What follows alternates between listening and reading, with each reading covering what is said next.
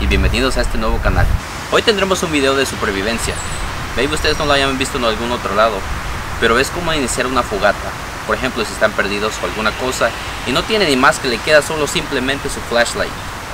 Lo que van a necesitar es pilas de cualquier tipo. No necesariamente necesita ser esta marca, solamente la que tengan en su lámpara o lo que estén cargando en el momento que use baterías. Segundo, unos chicles como de este tipo. Les diré ahora por qué.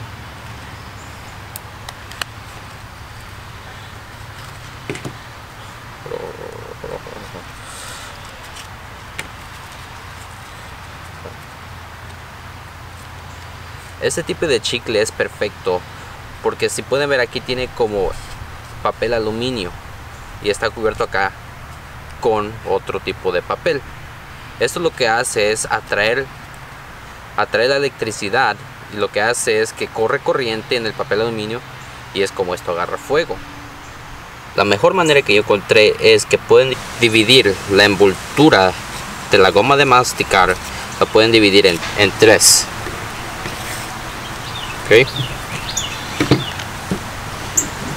Y para que tenga un mejor conductivo, porque si está muy ancho de aquí, de en medio, le va a costar más electricidad fluir. Así lo que yo encontré que es mejor manera es que lo podemos cortar así, como en B.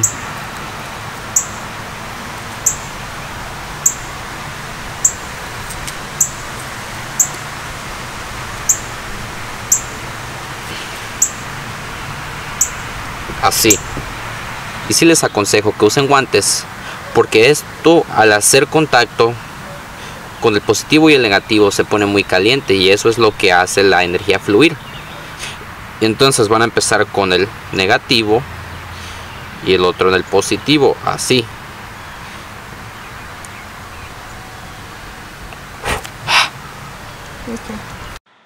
Y como pueden ver aquí estoy demostrando cómo yo encendí una bolsa de plástico. Y lo que ustedes pueden hacer, pueden encender pasto seco o algunas ramas secas y que le daría su fogata.